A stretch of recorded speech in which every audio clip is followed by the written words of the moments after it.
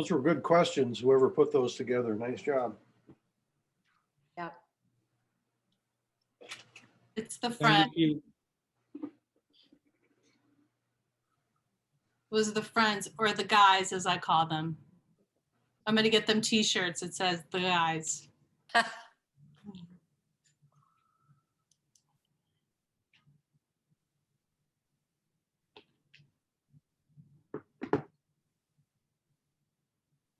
All right, I think we are at 2 o'clock.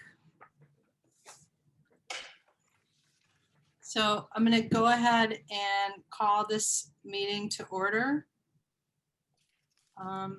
Madam Clerk, would you please call the roll? Yes, Truster, Here. Marcy, Here. Osmond, Here. Jerry Donovan, Here and unmuted. Meridian, Adams, Here. Richard Donovan, Here, and Leo. Here.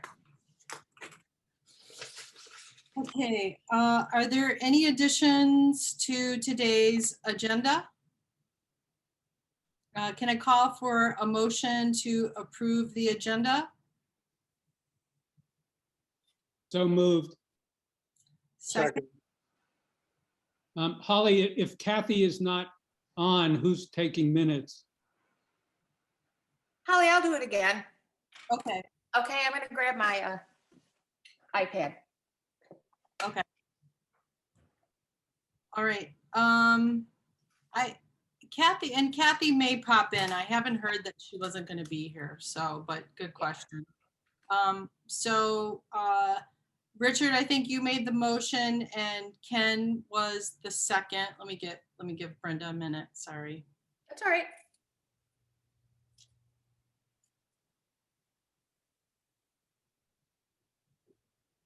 Dun, dun, dun, dun. It's an older iPad. Would you like me to call the roll while she's getting Sure. up and running? Yes. Yeah, go ahead. Truster, I'm sorry, what are we voting on? the approval of the agenda. Oh, okay, yes. Richard Donovan, Yes, Marcy, Yes. Osmond, Yes. Jerry Donovan, Yes. Adams, Yes. and Leo. Yes. All right, it's gonna be a lot of roll calls, bear with me. We have 2 sets of minutes to pass. Do we have, to approve? Do I have any changes to the minutes from February 26th? If there's no changes, can I call for a motion to approve the minutes of February 26th? A move. Adams. Adam, I'll second. and second by Jerry. Okay, Madam Clerk, may I have a roll call to approve the minutes of February 26th? Adams, Yes. Truster, Yes. Marcy, Yes. Osmond, Yes. Jerry Donovan, Yes. Meridian, sorry, Richard Donovan, yes, and Leo. Yes. And I believe that was a motion by Adams and a second by Donovan. Okay. Was it Donovan or Truster? It was Truster. Truster, okay, sorry. And was that for the first minutes, the second minutes? Yep. First, February 26th. Okay. Yep. Thank you. And do I have any changes to those minutes from March 5th? Madam Chairman, this is Ken. Yeah, I would just like to be reflected in the members present at that meeting. My name isn't on the list. Okay. We'll add you.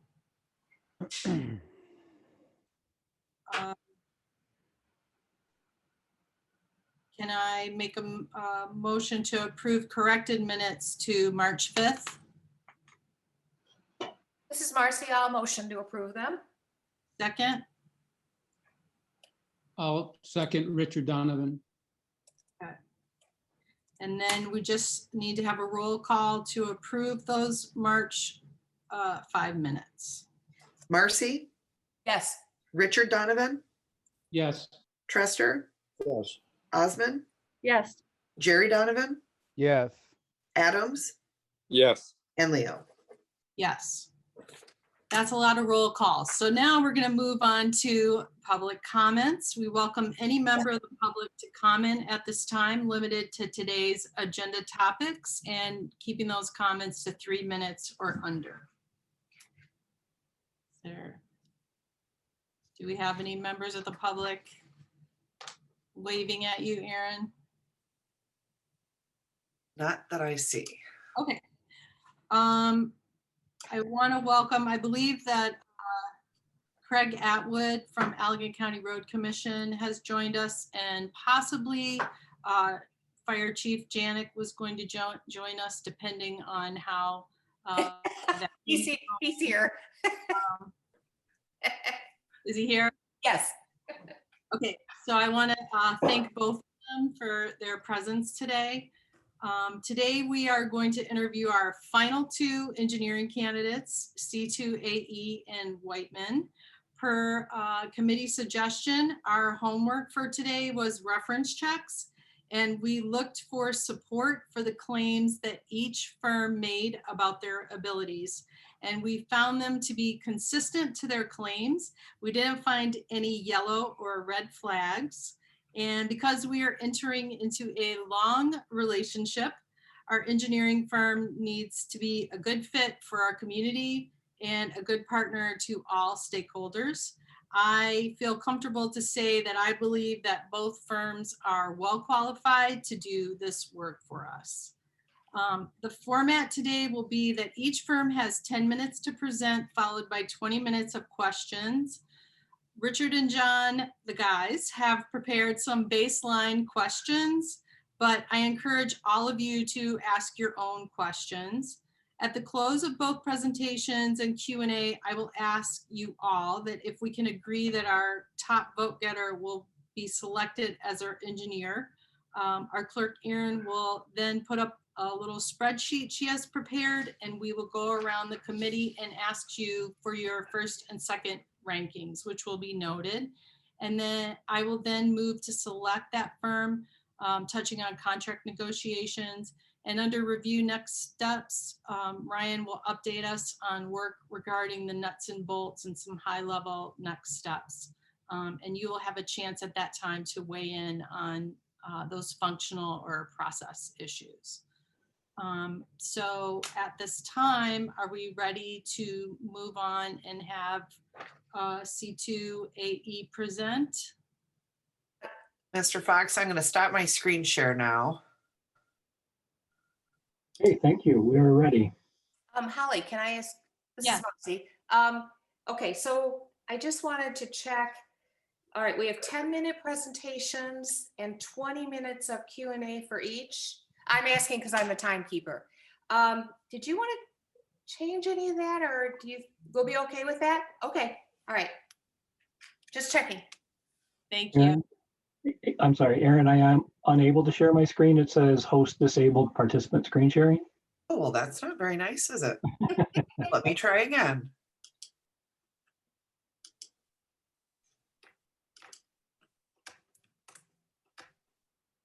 Okay, here we go.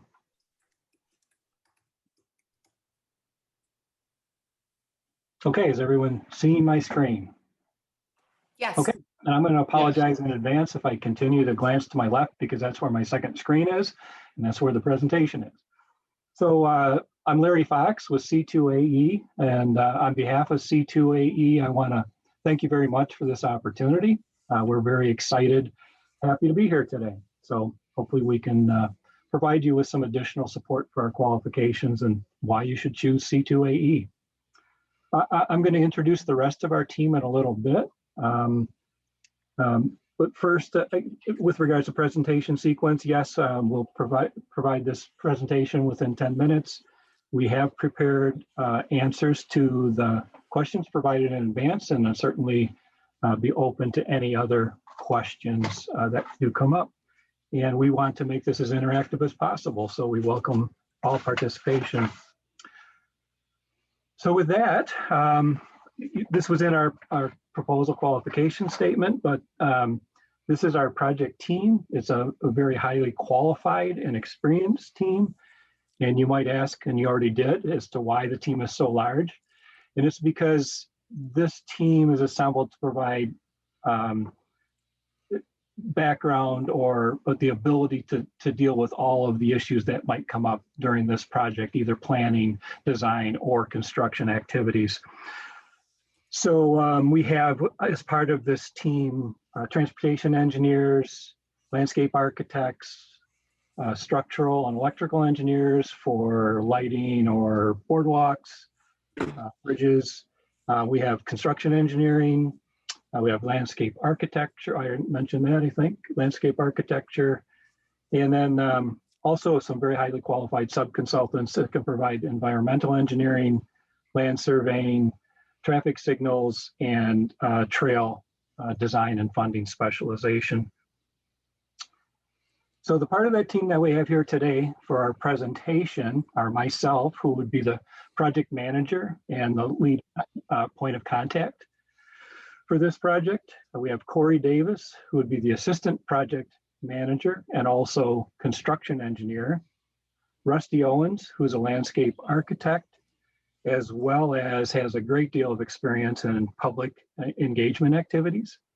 And then a sub-consultant, Meyerson Consulting, Emily Meyerson, who has a wealth of knowledge and experience in trail projects and trail funding from various positions she's held. And so a little bit more about myself is I'm a professional engineer. I have more than 40 years of experience. The majority of that has been in municipal infrastructure type work. And in the last 10 years, especially, have dealt with a lot of trail work. So as trails become more popular and the need for trails more recognized and funding for trails more available, then certainly we have picked up our share of that type of work. And with that, I'd like the rest of the team to do a brief introduction of themselves. Corey? Good afternoon. My name is Corey Davis. I am a project manager out of our Grand Rapids office. I have 18 years of experience in consulting engineering. My background has been primarily focused in transportation and infrastructure, project management and construction oversight, as well as design project management. We've done a number of projects recently that include pathway projects that are funded through MDOT, as well as some privately funded as well. Good afternoon. My name is Rusty Owens. I'm a landscape architect. I have 44 years of experience. My expertise lies in recreation planning and site development. I am a project manager out of the Lansing office and will be heavily involved in the initial planning. And as Larry mentioned, helping you create and implement a public involvement plan. And I am Emily Meyerson. Nice to be here. Thank you. I am a community planner. I've been working for about 25 years in Northern Michigan, and I specialize in non-motorized transportation and working with local governments.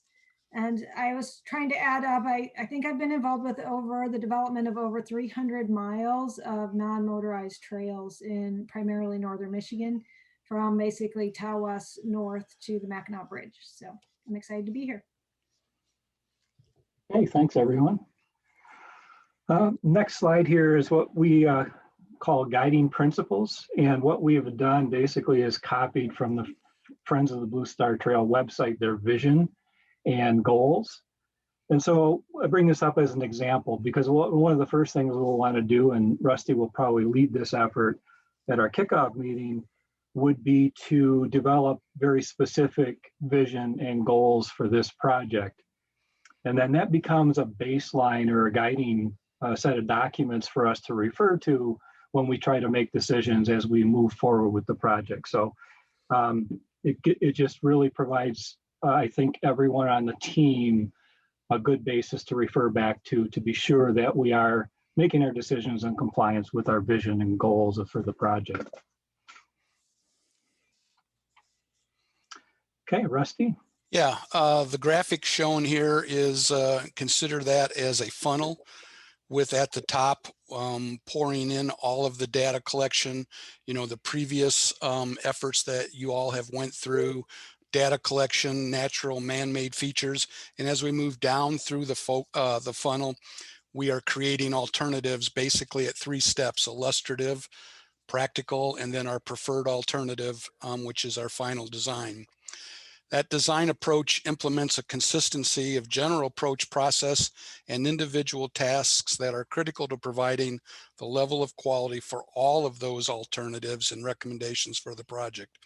And as with most projects, the key is to identify and define quickly any issues that affect the development goals, which enables them to be prioritized in a logical manner and resolved more economically and effectively as consensus reached much sooner.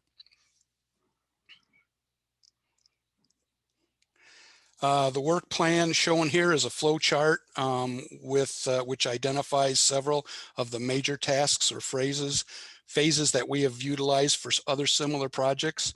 The proposed flow chart will emphasize thorough outreach and proactive communication from the beginning all the way through to the end. And that could be planning and design review with you, the owner, monthly progress review meetings, which you would be more than welcome to attend, monthly PM progress reporting, and access to our PM on a 24/7 basis.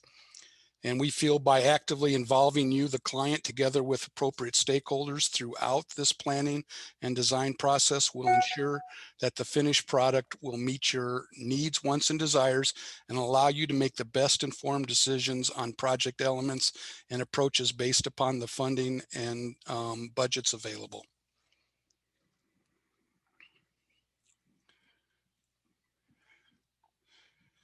Opportunities. Obviously, we want to develop a trail system that is unique to the region and sensitive to the inherent natural and man-made opportunities and constraints of the corridors. Going along with that is creating an effective public involvement plan. As I mentioned, we will work directly with you to develop a specialized plan based on your needs for the project, whether that be to inform the public, to actually seek decision making, or to gain consensus and buy-in for the project. Okay, that's it, Rusty? Yep. Okay, moving on to the next one. I just wanted to talk about the fee a little bit, not to overly focus on this, but there was a question about, is this a not to exceed fee? And so in our proposal, we provided a firm not to exceed fee amount with a breakdown for some various tasks. So the benefits to you for this type of fee arrangement are that we only bill you for the effort that gets put into the project, and up to a maximum that would not be exceeded without prior justification and amendment. So that would be the fee basis for the conceptual design and grant application phase, which would be the first phase. And the reason we are reluctant to just provide a fixed fee at that, or I mean a lump sum at this point, is because the project is not well defined, but the planning portion of the project will provide definition.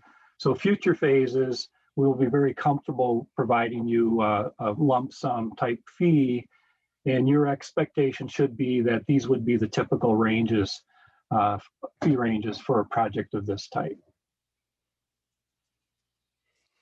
Okay, we've identified what we think are some of the keys to success for this project.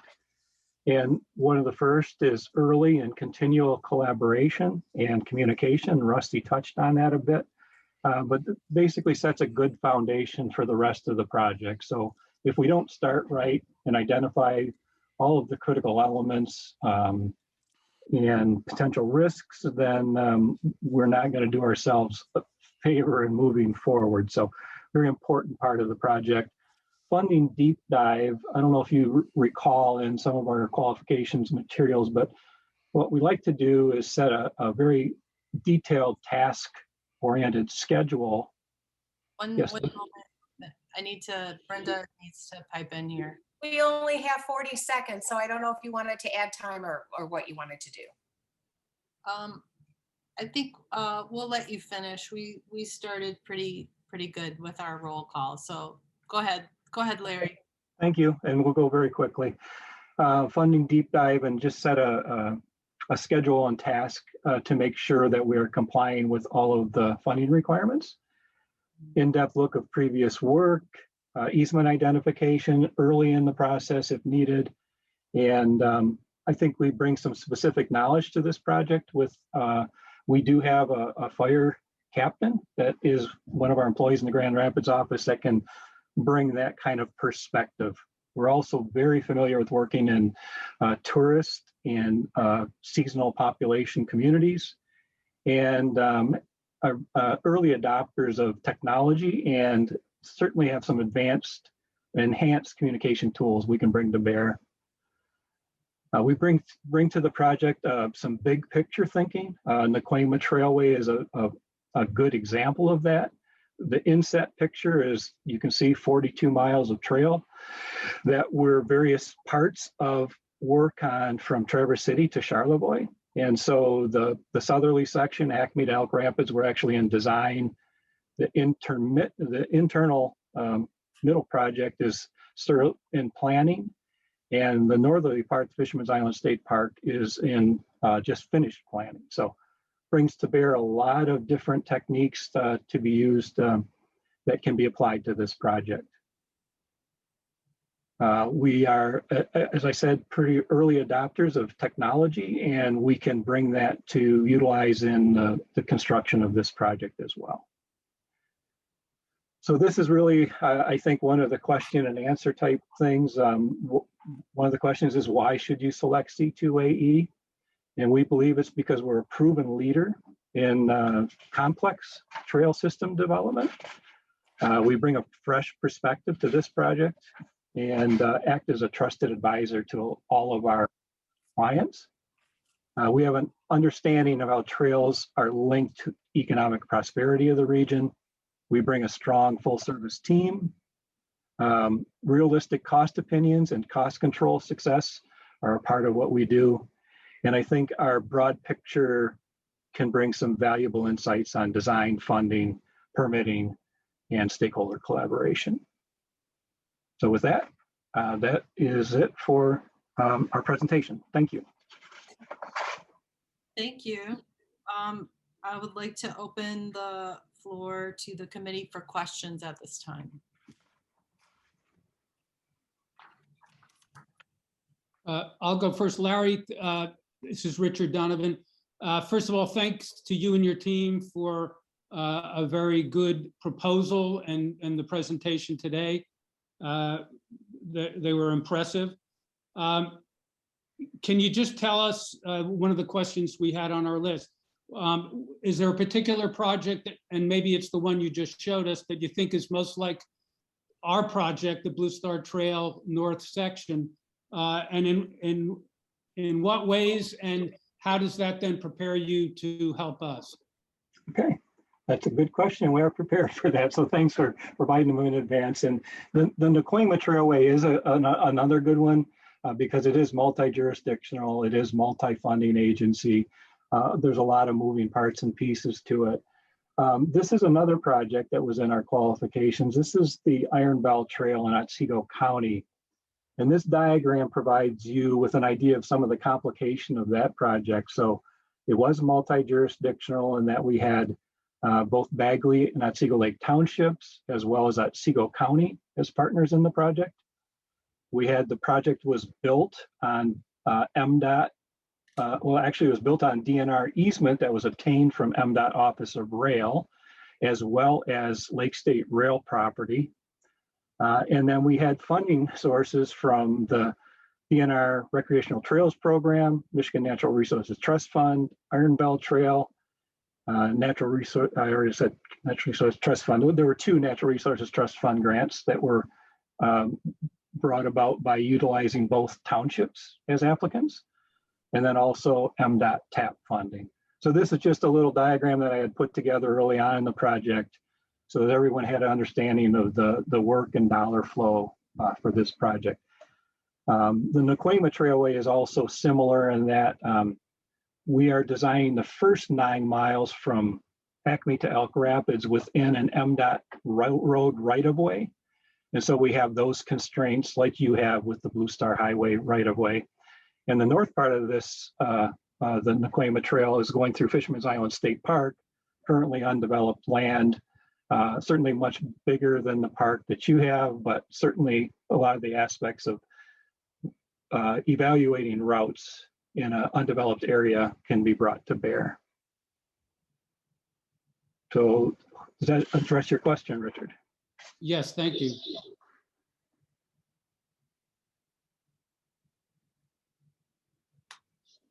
Anyone else?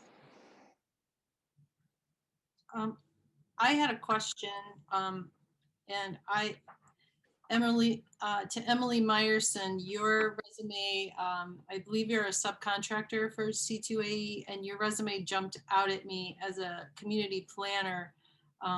Looks like you facilitated public input, acted as a liaison.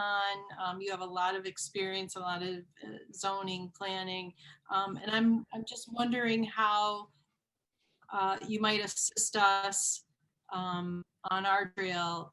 Community planning and messaging is important. Oh, you're muted. Thank you.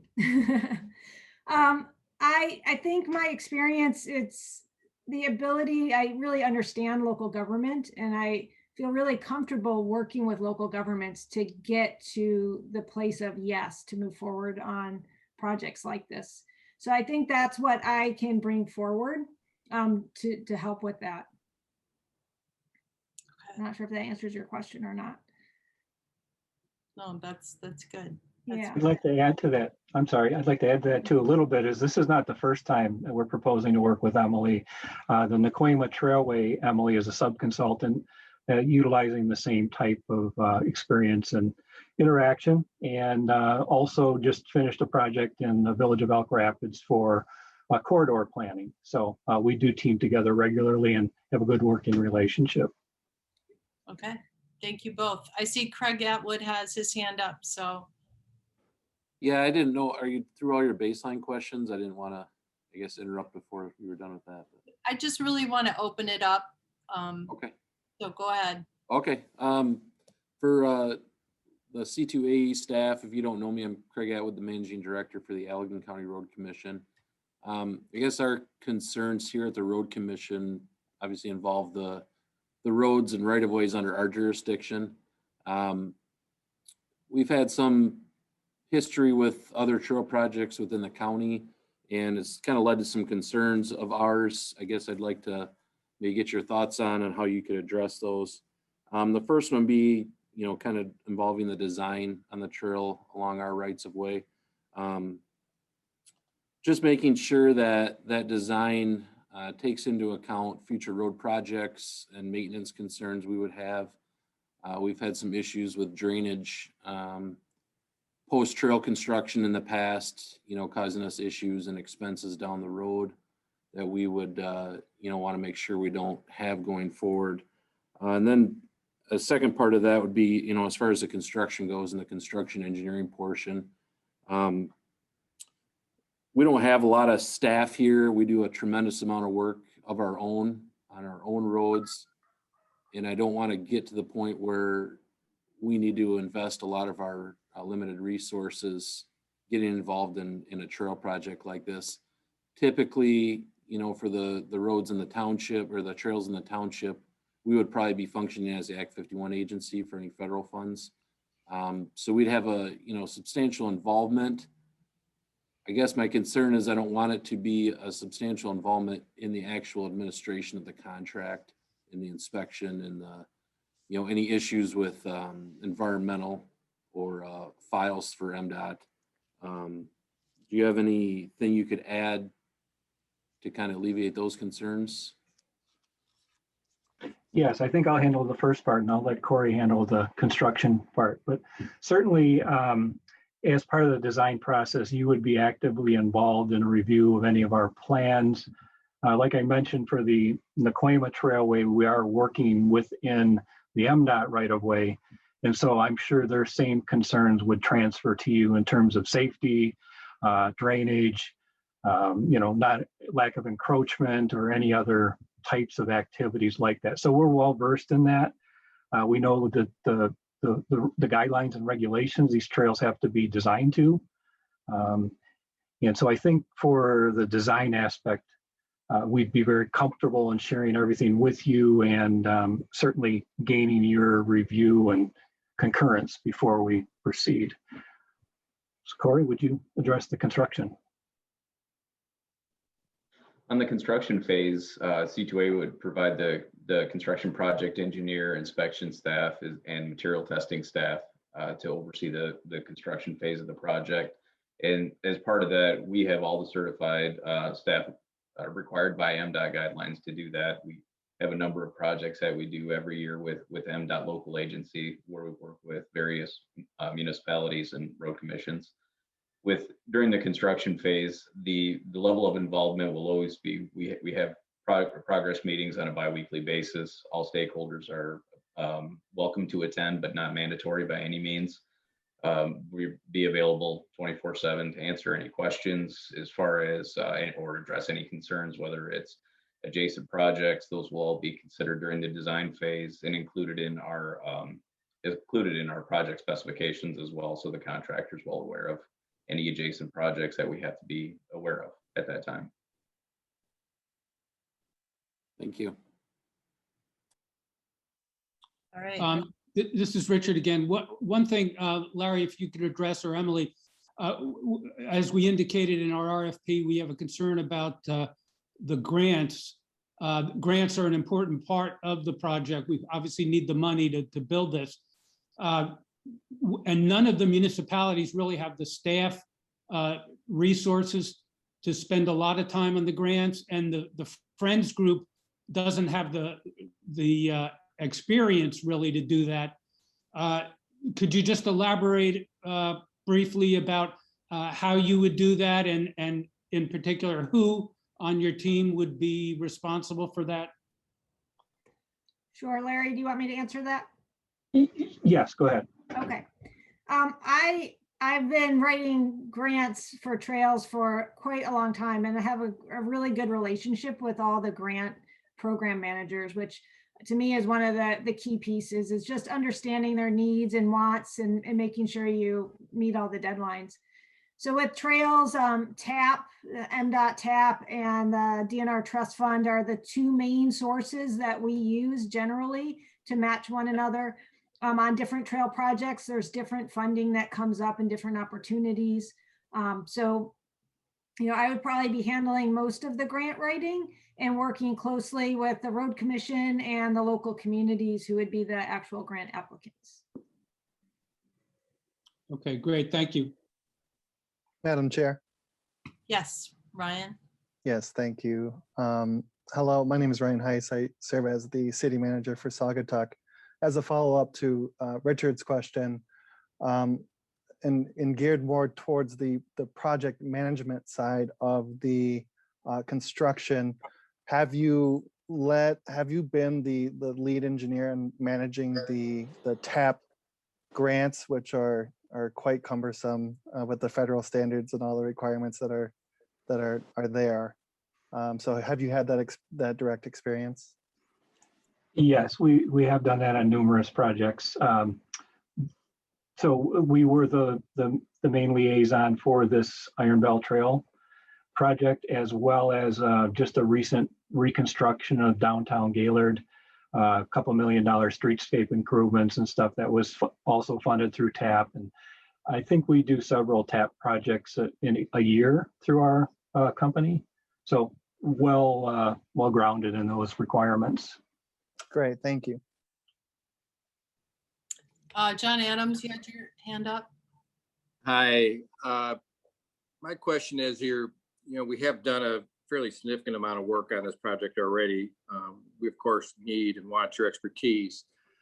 But how do you work with the base of knowledge that we have to both, gain confidence in what's there and add to it without duplication? And I guess related to that, how do you feel about our timeline and your ability to devote resources to meet that timeline? Rusty, you want to take that? I certainly can. Yeah, I can start out by saying it's a great question.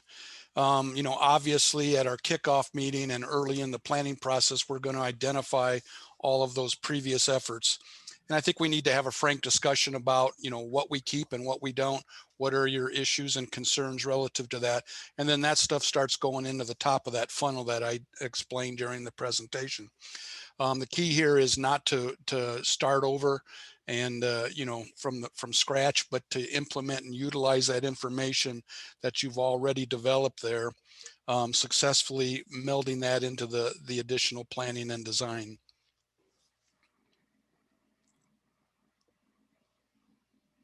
Does that address your question?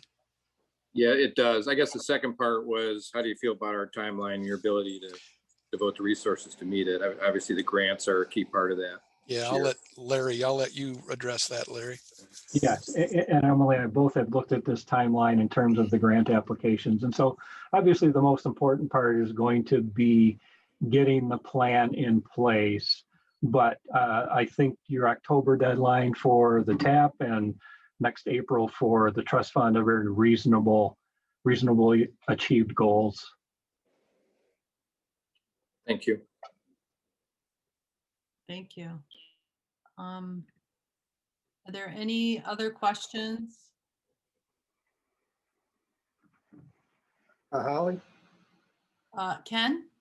Thanks. I do have a question. Hang on just a minute. I'm juggling my other screen here. I'm Ken Trester. I'm a member of the Saugatuck City Council. And one of the greatest concerns, I think, on the part of our constituents, our citizens in Saugatuck, is the bridge configuration for a number of reasons. Safety with regard to emergency traffic and aesthetics and so on. Could you address how you would deal with that when you're going to be weighing MDOT's needs, our community needs and interests, and the needs of creating a bike trail that'll satisfy everybody over that bridge? Corey, did you want to take this one? Yeah, I can take this.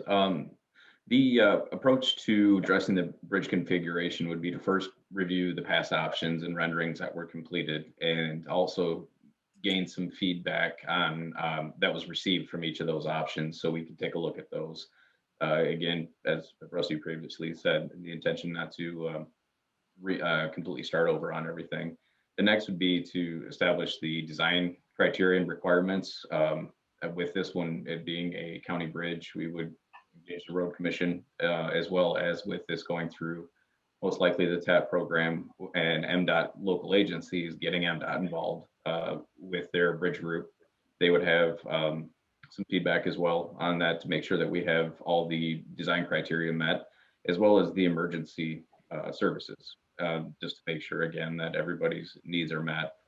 The next thing that we would do is go through and develop those feasibility options that we would have that addresses all these concerns, and then gain feedback from all the project stakeholders, and then at that time gain buy-in and move forward. Thank you. Great question, Ken. John, did you still have your hand up? Did you have another question? No, I did not. Okay. Sorry. No problem. Brenda? Oh, you're muted. I don't think this was asked, but if it was, just let me know. But we all know that construction goes exactly as planned. I was wondering if you've ever experienced any significant issues or concerns with construction oversight and what you did to rectify whatever the situation was. Could you define what you mean by construction oversight? So the problem was it occurred where? I personally, unless somebody else wants to chime in, Richard or John, just any major issues or concerns, let's say with the project. Okay. I think we can all probably answer this one. You're right. There's never a project that goes without some type of issue or problem. And, it's really hard to answer that question because they all require different responses depending on the type of problem. and where the origin of the problem comes in. I think what we try to do is do the best job that we can in our plans and specifications and bidding documents to alleviate a lot of the construction problems like that. And I think if you check with our references and talk to some of our clients, that's one of our strengths. And so, but we do have to deal with them. I think we all are reasonable people. And I think you might find some engineers who are very, not accepting of any blame or responsibility, but we try not to be that way. We try to be open, honest, and just do the right thing regardless of the situation. Thank you. And one of the reasons I liked that question is my husband had been in large construction his whole life. So I kind of have an essence of what can happen, especially related to what you just said. Some engineers might not, be able to take accountability, I guess. So thank you, Larry. Holly, if I may, Rusty, how does a landscape architect add value in a project like this? And maybe give us a couple of examples. Sure, I think that's an excellent question. I'm happy to answer that. The multidisciplinary nature of our firm allows our landscape architecture practice to be actually integrated with our civil engineer. So you're getting, the design that the civil engineer brings, but you're also getting the soft side from the landscape architect, the bugs and bunny side, the environmental applications, site vistas, the location for, seating areas, things like that. It's kind of the best of both worlds, and it's worked very well on just about every project that we've had. I think some of the examples is, as landscape architects, we're taught that nature abhors a straight line. So obviously our tendencies are to try and create, movement. Trail projects are not static, they're dynamic. And that experience, changes as you go through the project along the trail, whereas a park, your feeling stops as you get there. Your destiny is your basically standpoint. So if you can kind of see what I'm talking about there is working together with our civil engineers to tweak things and maybe focus on, some landscape areas, some outcropping, something that has some visual significance. We work with our civil engineers to make that happen from a geometrical standpoint. So I don't know if that answers your question, but we're utilizing the hardscape of the civil engineers and collaborating that with the softscape from the landscape architects. Thank you. Yep. Are there any other questions? I have a question. One of the challenges that we're facing is crafting agreements and interlocal agreement. And I am wondering how your firm could be a partner to help us and sort of deal with kind of large multi-jurisdictional process issues.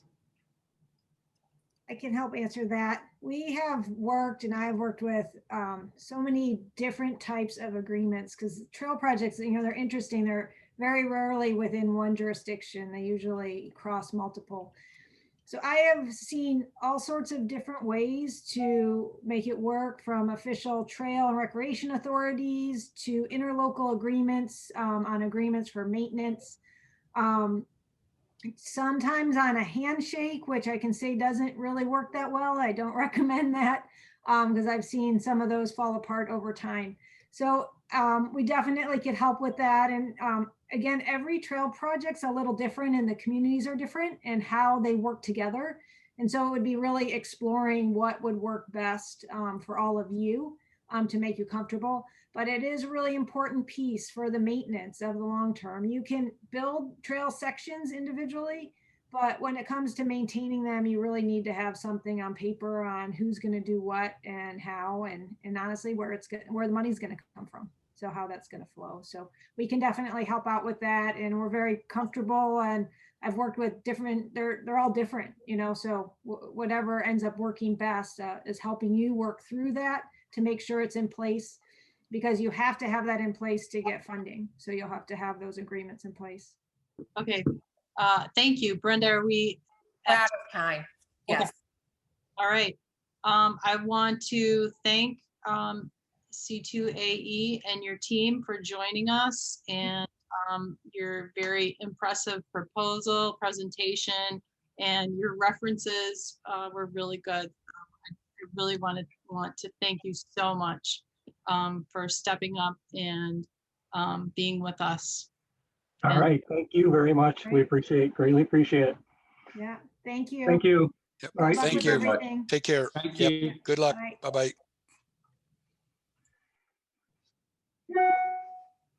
All right. I think we can move on to our second presentation. I'd like to open the floor to White. Great. Well, thank you. Ben, I've made you a co-host, so you should be able to share your screen, but let me know if you have any trouble. Perfect. Thank you so much. Welcome.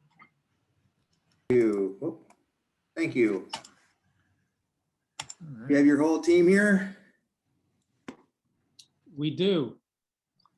Perfect. All right. Well, thank you for this opportunity. My name is Mickey Bittner. I'm a principal engineer with Whiteman and Associates, and will serve in that role for this project if selected. And like to have the rest of our team introduce themselves as well. And Ben, you want to go next? Yeah. I guess, thanks, Mickey. My name is Ben Baker. Landscape architect with Whiteman, and would be serving in that role and as project manager on this project if selected. So, Mickey, Ben, and then Is Susanna on? Susanna. See, I asked if your team was on, but I didn't check to see if we were. I know I popped on and you guys were finishing up with C2AE. So I, just as a courtesy, I did jump off and then came back on, but I Yeah, saw Susanna said. do the same thing. She popped on and popped back off. So okay. Yeah, she just texted me, wanting to make sure she was in the right interview. So I think she'll be hopping on here in 1 second. Sorry about that. But yeah.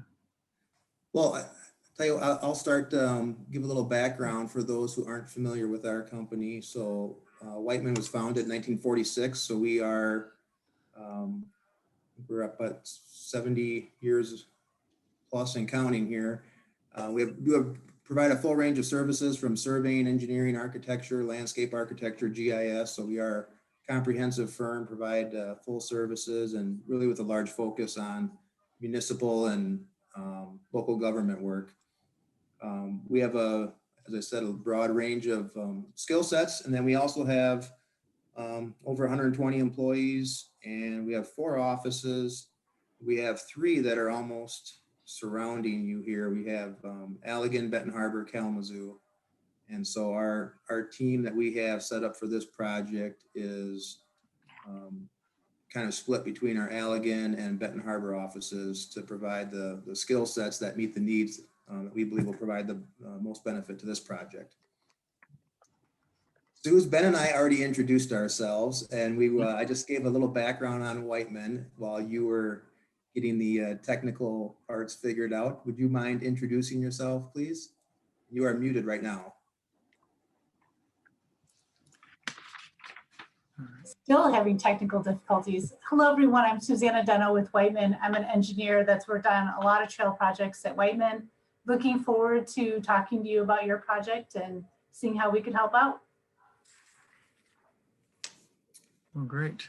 We've got some images in this PowerPoint or in our folder here that we can share as we talk about possibly some of our projects. I do appreciate that you asked that we not rehash our proposal to you, and so we won't be doing that. We appreciate the very comprehensive list of questions you said in advance, and I think probably we're just going to dive into that from our end to start going through that to talk about kind of the why Whiteman and what can we do to best serve your communities and the trail users on the Blue Star Trail.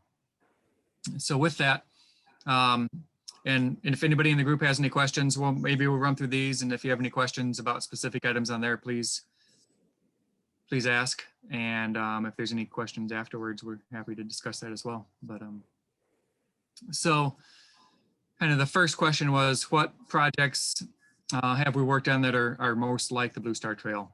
And if you look at, we've done a lot, and the Blue Star Trail, especially this section, is fairly unique with the crossing of the Kalamazoo River and the possible going through the wetlands up towards the park, and being a side path there through Saugatuck and Saugatuck Township, connecting into the existing things.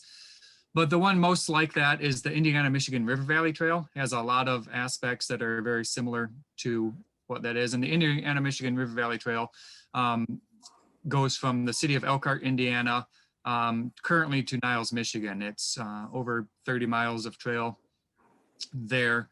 We've worked on 2 segments in Niles Township and are currently working on another segment to extend that from the city of Niles up to Berrien Springs, Michigan. And a lot of similar aspects are the trail funding.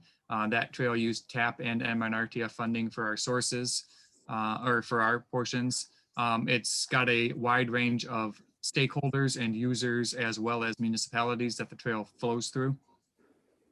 And that new section, phase 3, we're working with 3 or 4 municipalities plus the Berrien County Road Department as well through there. And so it's very similar in that aspect. Another trail that is similar, and Susanna might talk about a little bit later, is when we're working on in the city of Buchanan, Michigan, or actually it's out through Buchanan Township, but it goes along Walton Road, which crosses over US 131 or in I-96, 196. And we're looking to how can this trail cross this existing bridge without doing any bridge widening, but through traffic lanes and pedestrian lane modifications. And so I think that's a very similar aspect as well that would use that experience for how we cross over the Kalamazoo River. And with that, I'm going to pass it over to Susanna to talk about some innovative trail projects. Sure. Hello, everyone again. So a couple of the ways that we've used slightly more innovative options to try to accommodate for our project. Probably one of the best ones, and then I'm going to have you highlight the first image, 10, or sorry, the one after you are on, that one. Yeah, so this is a pretty short trail that's within Edwardsburg and Ontowa Township, again, further south than you guys. But one of the things we figured out that there would have to be a lot of pole relocations in order to put the trail in right of way. We had some conversations with the folks in the area, and they were receptive to easements and having the trail on their property. Several of them asked if they could have a fence though. So that was the trade-off. We were able to move the trail in, save the capability of having to move all these poles or make a thinner trail or move the trail closer to the road. That was actually probably the most important reason for keeping the trail further away. And then building a timber fence, and that more than satisfied the landowners, and that process went really well. So it's a very small innovation, but it's one that everybody ended up being pretty satisfied with at the end of the project. Another one, you can go to the next picture, Ben. This is one that may be similar to your project depending on the route, but this is a Brandywine Creek within the Brandywine Creek Nature Preserve. And they not only have a creek running through there, but they also have a pretty decent sized floodplain on the side of the bank that we're standing on. And so we helped them come up with a bridge that spanned over the creek and over the floodplain, also relieving some of the environmental issues that we may have ran into on that project. In this case, we used a prefabricated bridge. It meets all the AASHTO loadings for a trail. It's the Core 10 steel, so it has more of a rustic look for the middle of the woods. You know, these are all very small things that we can help tailor towards your project, but this is what we did for this one. And then also, this is also in the IMRVT, the Indiana Michigan River Valley Trail. This one is also, this is the more southern section is actually on a long skinny section of property that's owned by American Electric Power. You can see their giant transformer poles off to the right. And there's a couple of things that was very interesting about this part of the project. We have another entity that came in and had some opinions about the work that we were doing on their property. So that's one more player that we had to make sure that we're working with to make sure the project met everyone's expectations. The second part of it is it's a very skinny parcel, and we know that at some point in time they're going to need to access these pools for maintenance or replacement or something. In our early conversations with them, we asked if we designed this trail to accommodate for your trucks, could we rely on you just to use the trail and not to drive across and over and ruin the shoulders? And they thought that was a great idea. That also helps them keep the vegetation down through this area, which if you know any electrical companies, they're not a big fan of trees and debris and brush and all those things. So another very simple way that we were able to work with somebody who was doing us a huge favor by letting us share this property with them. What's the next one, Ben? And this one we can maybe even save for later, but this is just an example of some of the signage that we used. We'll go to the next one then. Yeah, I think we can talk about signage then. So I think the next question was regarding working with MDOT to overcome any trail issues. We're gonna let Mickey answer that question. Yeah, I think Ben touched on this, but when whoever put together this list of questions, I want to give kudos to, because it's a ton of great discussion points. And when I first saw this, I told our team this could be 3 hours to get through this, because there's a lot of great questions and a lot of detail that could be shared on this. So we're trying to be concise, but certainly welcome your questions. The three of us actually were just involved in a similar project, I say, with overcoming an issue with MDOT down in Cassopolis, where state highway, the village wanted to put a trail in MDOT right of way, and the right of way also butted up to Stone Lake, where there was no property owner in between for a portion of it. So it was right of way right into the lake. And we had a lot of coordination, and we also had a DNR boat launch. So we had to coordinate with DNR, Eagle for the lake work, and then MDOT for their right of way. And the village initially wanted, 10 or 14 foot wide timber boardwalk for a portion of it. And MDOT said that we would have had to design that for an emergency vehicle. Well, that was kind of a downer, because that has pretty significant budget impacts. And so we worked with the village to be creative on using some pavers to give them a little bit different look that they were looking for, and then avoid that requirement of MDOT. So there was a lot of back and forth in that process, and that was actually MDOT's right of way. So they had a lot more say on that one. And we also had some issues with stormwater and runoff with the proximity to the lake. And we had to correct, I would say, a couple of issues that were some drainage issues that MDOT had on their road, but we were able to find a solution on that. And also complemented that with, in that case, the village funded some pre-treatment for stormwater prior to discharging to the lake. So, it was certainly a win-win for the community. I would say a big win for MDOT. The village probably there stepped up a little bit more to cover costs for correcting some of the issues that MDOT had. But that was one we had early discussions with MDOT, and we started that process early on, and it kind of evolved. And,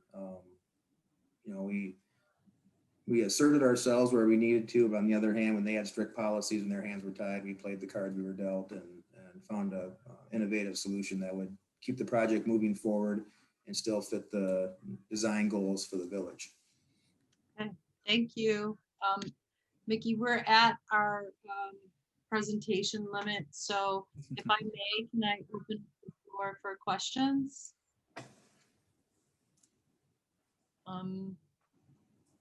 Any hands out there?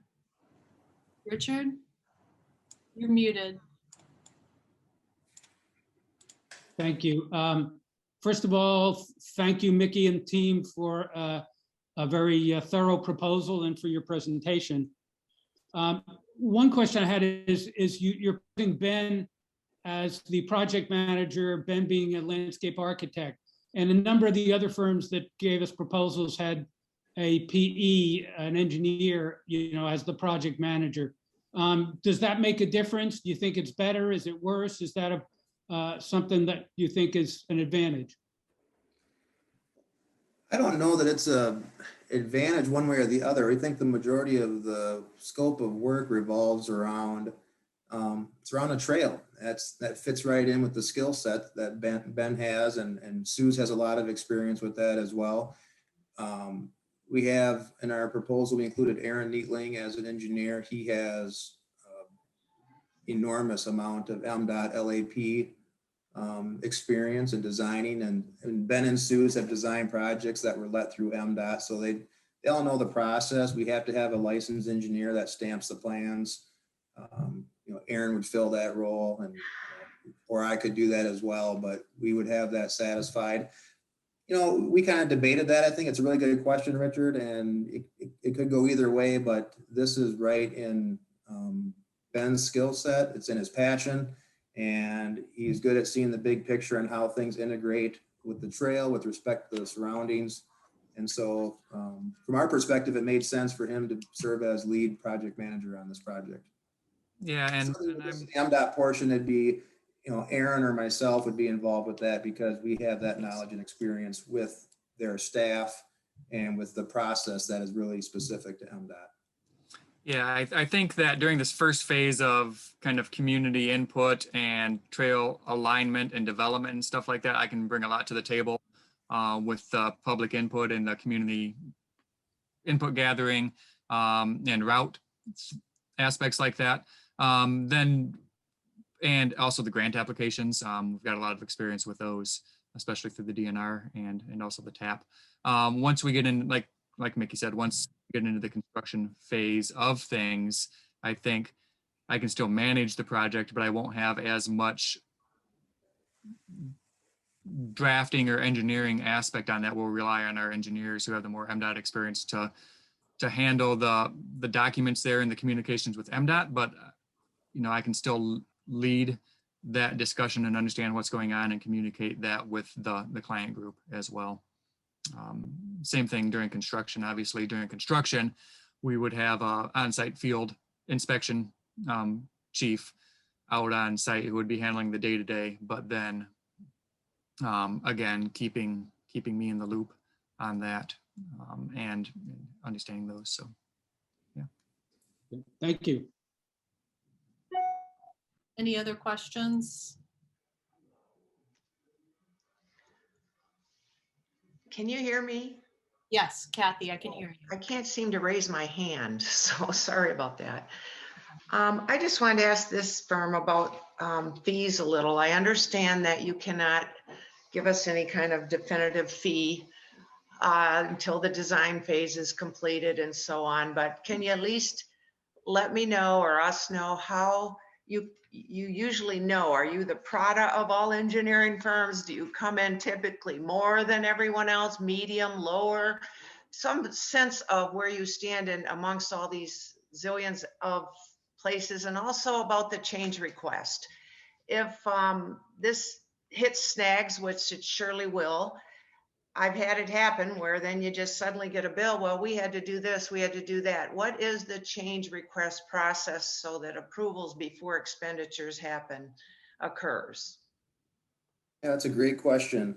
I think when it's one of the items, I think you touched on it, but when the exact scope is not clear, it's pretty much impossible to put together an absolute fixed amount on that. But we work with, we work with you and come up with that. Once we get that alignment nailed down, then we can give you a fixed amount for that scope. A couple of the other questions you had, how do we compare with other firms? I would say we're probably pretty middle of the road. I mean, we're not, there might be some smaller firms that are very probably lower price than we are. They don't have the breadth of experience that we have. And there's some larger firms, and there's even some firms that are comparable size that are, I think, very high priced. But I think we're pretty middle of the pack on that. I know we're not the cheapest. I know we're not the most expensive. So I think we're probably right there in the middle of that. You asked about changes. So I think, and you mentioned this as well, but as changes occur, there's a whole bunch of little things that happen. And we often don't bring those up. We often just do those things. But when we get to the 15th or 20th little thing, or maybe the 10th or 12th, it's like, okay, this is getting to, we're starting to add some things up here. And so, especially for a project like this, what we sometimes do is just keep a little sidebar track of some things that were beyond the original scope that we're doing. And maybe we share that and say, here's a couple of things we did. We're not asking for any additional fees for this, but here's a couple of things. And then you're aware of what we have and some of the give and take on that. And then we have, okay, we want to reroute this around the wetland. Okay, well, you're probably expecting, we're changing the route now from what we were planning on. We were already going down this path. You're probably hopefully expecting. We have a lot of clients that when they change the scope, they're like, okay, what type of additional fee are we looking at on this? Some people say, okay, once you give us a fee, you should, let's design the next 20 miles while we're at it, and it's like, well, we can't absorb that. So we'd have a conversation, not going to send you an invoice that you're surprised to get, but have a conversation, say, okay, this is beyond the scope, or are we understanding this correctly that you want to change gears? And you say, yep, we want to change direction, go this way. Okay, well, we'll need So some it's not a additional- handshake, it's written down and approved, right? Yeah, I think we can, we're flexible on that. I will say I do a fair amount of work with contracts that aren't written. We have quite a few municipalities we work with that it's either time and material as needed, or sometimes you put together a project budget and we're under the gun and they just, say, go hit the gas. But I think it adds clarity for everybody to understand. Here's the additional work, that the services that were requested. Here's the fees that are associated with that. Are we all in agreement? I think that's Yeah, and that's probably the Kathy, best if I way to could go. respond to that for 1 second as well. We would never send an invoice, or as the project manager aspect, I would never send an invoice that was for dollars that you weren't expecting. And so the key is to identify that there is a change in scope and have that discussion preferably before we do the work, so that everyone's understanding that, yes, if we want to make this change, it's going to, it's additional scope from what we were, and here's an estimated price for what that would be, and then get everyone to approve that, either verbally or via email or with a specific change order document, but not to surprise you with a bill for those services after the fact. Okay, thank you. Thank you. Is that good, Kathy? Yes, very nice. Good. I'm gonna go to Craig Atwood now. Thanks, Holly. Hey, Mickey. Hello, how you doing? Good. Just a couple questions from the road commission standpoint. Obviously, a lot of this trail is going to be within the city limits, but there's going to be portions in Saugatuck Township that would be under right-of-ways under our jurisdiction. So I just had a couple things to discuss, just I guess for the benefit of the group more, since I'm very familiar with working with Whiteman. We've worked with you for many years at the road commission here. Couple things, is a two-part question. One's the design and one's more the construction engineering.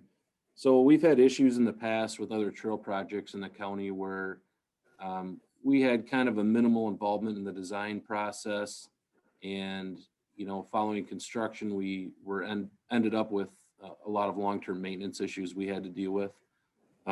What could you do to alleviate some of those concerns, both with our future road projects and those maintenance items that might come into play, having a trail in addition to the road within inside a road right of way?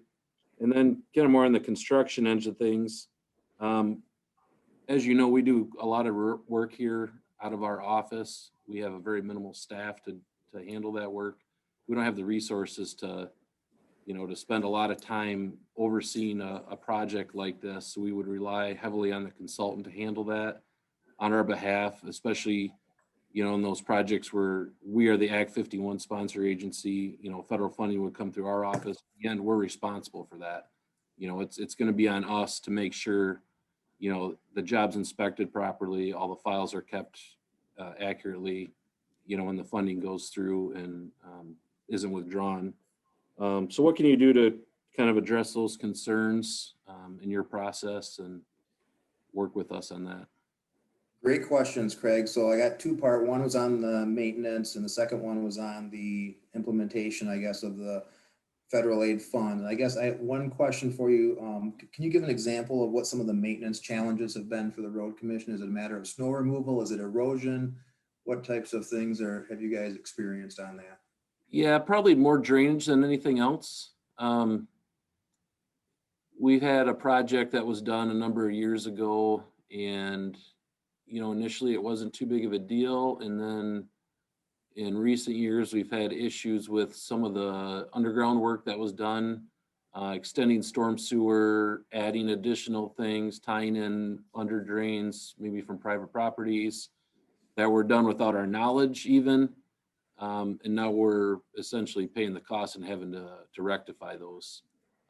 So it's more, I guess, in our involvement in the design. I mean, obviously the consultant's responsible for the design, but making sure we're involved to the extent that we're not stuck with those issues when the project's built and it's 5 years down the road, and it's our problem to deal with, I guess. Yep. So thank you. That helps. So I guess on that, I think through their experience, both Ben and Suze are very cognizant of that when they lay out a design, but I will probably say that Aaron Neatling, who and myself are much more probably drainage detail oriented. I mean, it's something that it's a nightmare for everybody after the fact if there's a drainage issue. And so I kind of had that instilled in me early in my career. And I just, Aaron and I like to follow the project. Where's the water going here? I mean, every, 15, 25 feet, where's it going? Where's it going? What obstacles do we have? And we look at that. Do we need a culvert? Do we need to change the grade? And I think that's always a primary concern. Any project that we do, we do a lot of urban projects where we have curb and gutter, or we have a lot of sidewalks and ADA ramps and things like that. And that, a few hundredths of elevation difference make a difference. And can be the difference between a pond and a positive drainage flowing. So I think that Aaron brings to it and myself, just at the drainage part of it, I think is can help alleviate a lot of those things. I was hoping you weren't going to ask for help with snow removal because my back can't take too much of that, but I don't have a good solution for that unless you partner with the local governments. But and then on the MDOT side of it, on the implementation, I mean, Craig, I know but we've done local agency work since the late 70s, mid to late 70s, I believe. And my first project with the Road Commission was in 1999, which I still remember. So we've had a long relationship there, as you know, but for the benefit of everybody else, we worked with the Road Commission for years. We have several office techs. We have, probably 7 or 8 full-time field technicians with a lot of longevity. And then we have, we also have EIT and others that we help put in the field. Then we have testing personnel. So we probably have, I'm going to guess, 8 to 10 people that have most MDOT certifications. And there I'm talking about density, I'm talking aggregate, concrete, level 1. I think we have a couple people with level 2, HMA for field inspection and for testing. So we have a laboratory in SOTUS that does the testing for, and we also have a laboratory in Allegan as well, and Kalamazoo. We now have labs in all of our three of our offices. So don't know if I mentioned, I think we have 3 office techs, I believe. So we have people to handle the administrative part of the MDOT contract. I don't know if that answers your question. Or is there any part of that that I missed? No, I think that pretty much covers it. I know you're well versed in the whole process and the filed record management and all that type of thing. And that's, I think, our biggest concern, making sure that that's managed correctly. As you know, if you don't do that and you get to your, final file review, which could be months after the project construction is done, and you have issues, it's a real pain to try and rectify after the fact. So, just making sure that, you can keep up on what needs to be done as far as the testing and paperwork and, inspection requirements throughout, so you don't end up in that situation. So. Yep. Very good. Yeah, I think we've had good luck in that. I mean, we, no doubt we've had some projects that the closeout ran longer than we hoped it would, but we've never had anything come up that we couldn't, get through. So we keep up on our IDRs and our sketches, all of the documentation that MDOT needs. Our office tech is very diligent about checking things, so he catches stuff before it's too late. So I think we have a pretty good team in place for doing that. Good. Thank you. Sure. And I just wanted to add too, that on several of our projects, we've worked with Berrien County Road Department as the Act 51 agency, exactly the same scenario that you're speaking of. I would strongly recommend that we pick some key points that we ask you to, at least take a cursory look at the plans and see if anything pops to you. I think that's an excellent point of view. We look at you as another one of the players that we need to make sure that we're keeping in mind as we're designing and solutions. So I'm glad you brought that up too. Great. Thanks, Suze. Is that good, Craig? All right. John, did you have a question? Yes, hi, guys. As you know, we spent a fair amount of time and money and even emotions on this project already. Have you worked with similar projects where you came in, maybe not right at the beginning? What does your experience tell you? How comfortable do you feel building off work that's already been completed? How might that affect your work plan here? Yeah. Yeah, so that's go ahead, Ben. We've worked on a lot of projects like that. One that is under construction right now is in Union Pier, Michigan, along Red Arrow Highway down there. And the road department and the local municipalities, and that's another project that's very similar. It has Chickaming Township and New Buffalo Township butt up at this intersection, and they're jointly working on this project with the road department. They had worked with a planning firm to kind of design this streetscape and trail intersection along with some road. Then the design came on and the road department let that out, and we were able to get that bid through the road department, and they had similar concerns about how could we take over these preliminary drawings that were done by this other group. And I think they'd tell you right now that we did a great job and that we took their ideas. We talked to the owners about that, use those as the base plan, didn't recreate the wheel basically on those things. So looked at those concepts and talked to the steering committee and in the group, and I'm assuming there'll be a similar ask about what do you like about these? Is there anything you want to change about there? And then kind of roll from there. So yeah, we don't need to go back and start from scratch on some of those designs. And Mickey, you had an example as well? Well, I was just going to add, I think, and look at this, the history of this project. There's been a lot of people involved and a lot of strong opinions, and there's probably multiple reasons why it's taken a little bit to get going. There's a lot of planning that has to go into it to get the right vision laid out.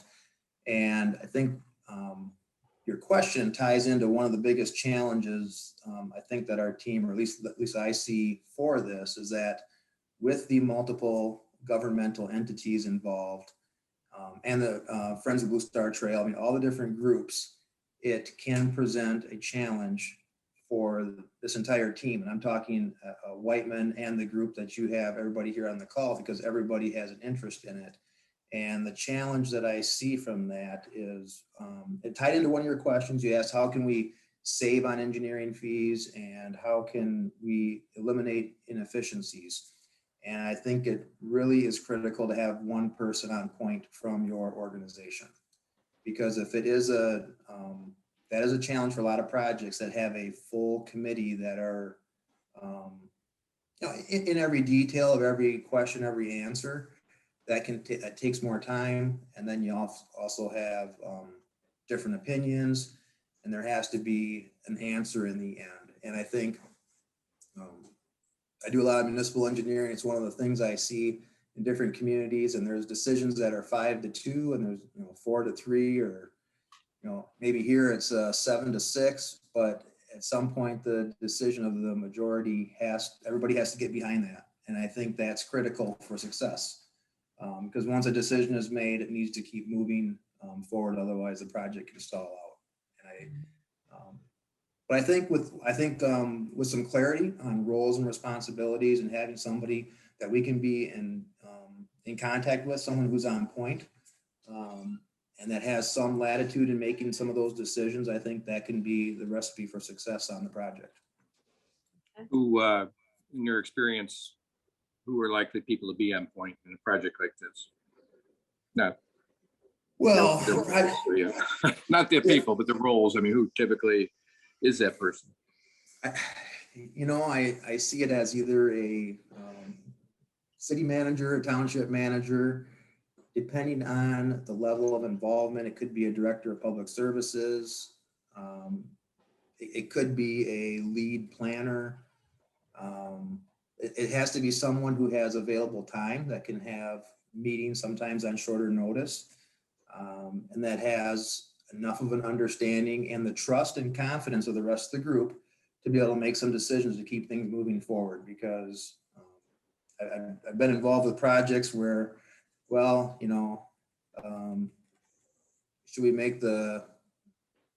should the sidewalk be 4 feet or 5 feet behind the curb? Well, let's bring it to council next in 3 weeks, and it's like, we want to keep this thing moving here. And if we get into those details, require call a special meeting, that can tie into the efficiencies. It can be done. I mean, we can work with that if that's your schedule, but I guess just everyone needs to be aware that will add to time, and it can add to cost depending on how things change direction. Thank you, Mickey. I'm gonna cut in here because we are at our time point. So I really want to thank you, Whiteman Firm, for your proposal. Your references were really fantastic, and your presentation was great, very helpful. Thank you so much. Thank you for the opportunity. We appreciate it. If you have any more questions as follow-up, please reach out. We'd be happy to either follow up with email, or if there's other questions the group has, we're happy to help out. Okay. Thank you. Thank you so much. Bye-bye. Thank you. Thanks. Have a great day. Okay, so I would like to open up the floor to the committee discussion before we rank the firms. Does anyone have any remarks? Holly? One thing I'd ask Craig whether he's comfortable with both firms, the answers he got, because obviously we want to make sure you are comfortable with whichever firm we hire. Yeah, I'm pretty comfortable with both. Looking and hearing about, their experience and who they have on staff and the certifications and qualifications they have, especially for federal aid type work. I think they're both well qualified for that. I guess from my personal standpoint, that, like was mentioned, we have a ton of experience with Whiteman. Obviously, that'd be easier for us, but I think C2AE is well qualified too. So I can go either way. Thank you. Good question. Brenda? I just had a comment, not a question. One difference jumped out at me, and that was C2AE, especially during the planning and design portion, holds bi-weekly meetings to which they invite stakeholders, including Craig. And the other one, when we were discussing that last question, is interesting that they didn't offer that. That's the only thing that really, really stood out to me. Holly, could I Yes. maybe address that? Since, I mean, we have a lot of experience working with consultants, especially on construction jobs like this. We do a lot of our own design and construction work in-house, but we still have need to, utilize consultants quite a bit. Really, that portion of it, I think any firm will do that if you want to. It all comes with a cost. They're basing, especially their design, on time investment. How many hours do you want them to spend, and what do you want them to spend it on? I think both of them would wrap any, or at least invite any stakeholders to any of the meetings to keep that involvement and that communication going. We wouldn't have much need to be involved in the portions in the city. It's under the city's jurisdiction. We have other things to worry about, I guess. That's kind of their baby. But roads under our jurisdiction, yeah, we would be expected to be invited to meetings like that. So that's just from my experience and what we've seen in our jobs. And then can I just add one part to that? I wanted to know how Greg felt about the chief, I'm sorry. I don't know if he wants to respond or. May I, Holly? Please, please. Yes. I wouldn't want to be you guys deciding between the two engineering firms, but it's okay. I think you've got two very good selections here.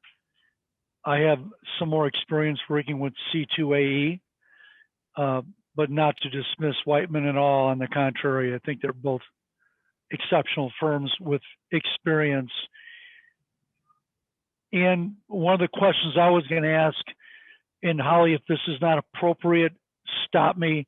Has Whiteman worked with any fire departments on any design challenges with the needs of emergency services with a trail?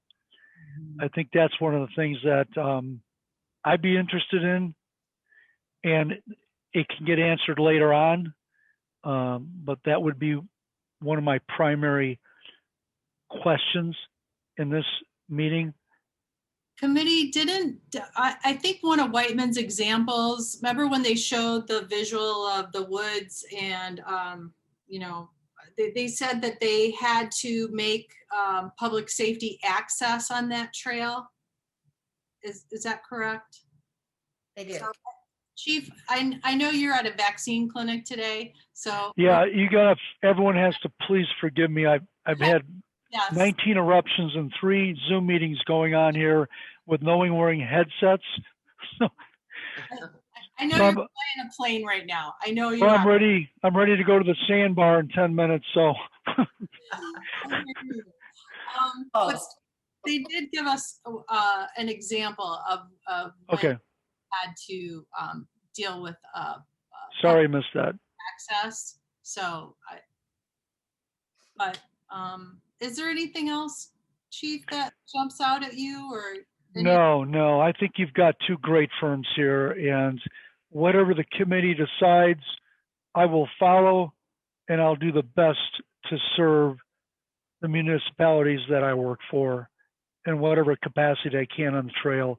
Let's get going. Let's do it. Great. Okay. Thank If you guys, I'm going to sign off, all right? I'm going to get back into the clinic. Forgive me.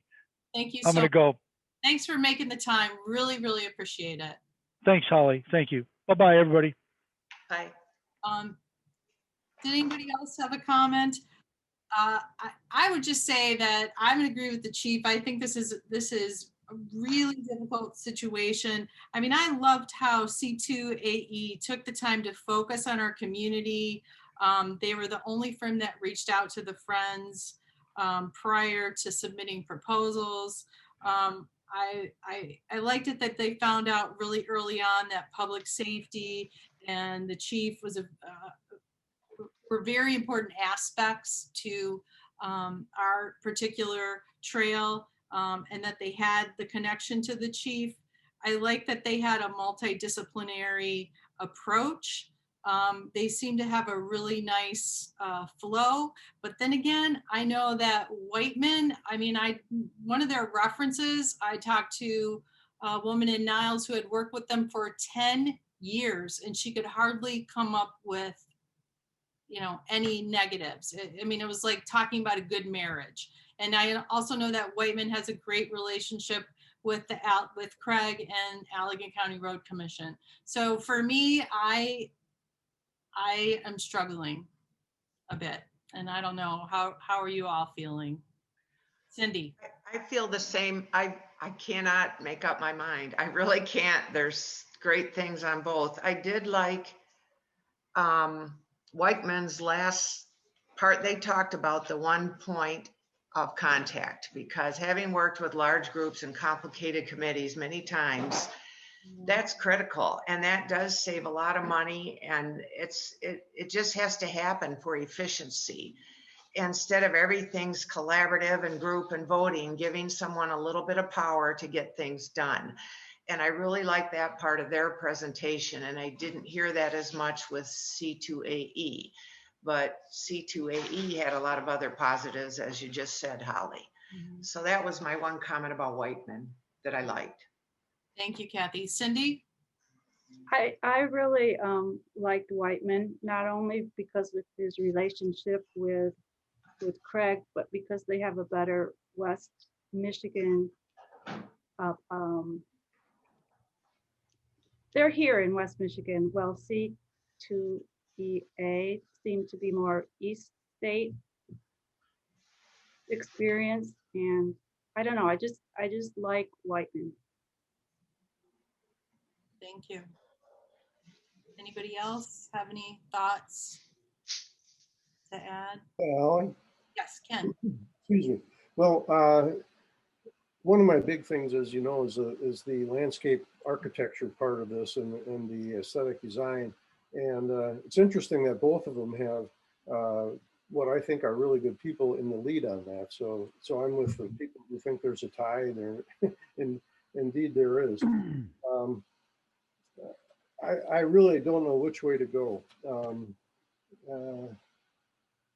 I did like the fact that I did like Susanna, the trail designer, and some of the things she said about how the elements of putting a design together. So I guess I lean a little bit to Whiteman, but I could be happy with either one.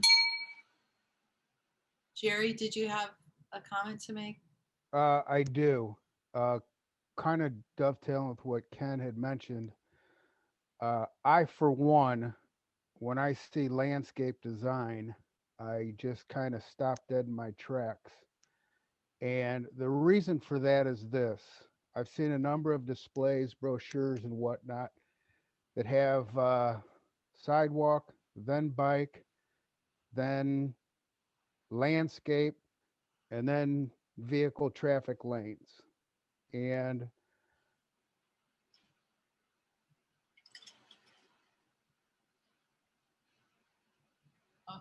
Oh, You just froze, Jerry.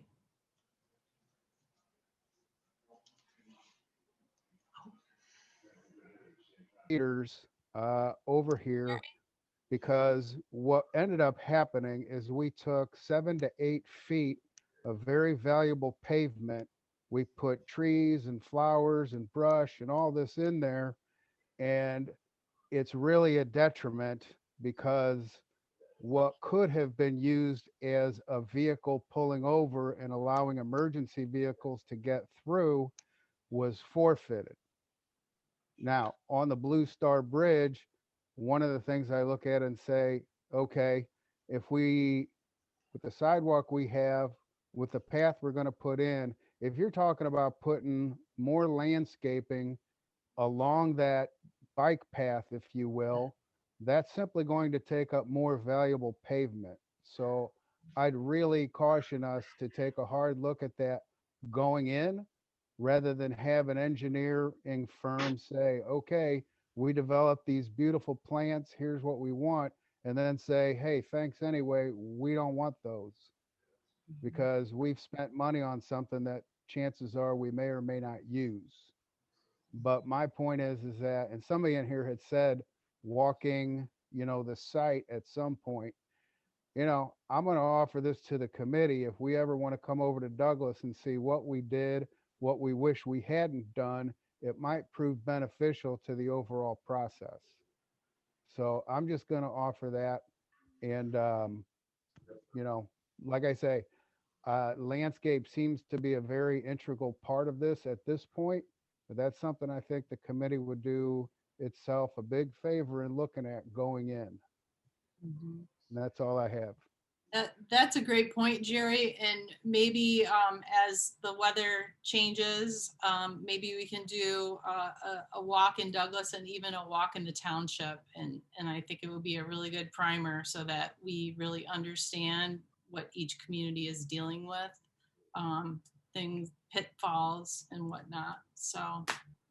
And Holly, one other thing, basically, an important part Chief Janik mentioned, is the sandbar open now? Oh, it's not. No. Not yet. Not yet. Okay. Yet our community suffering continues. Okay. Point taken. Thank you. Okay, Brenda? One of my favorite issues is grant writing. I'm just curious, did everybody think they were pretty equal?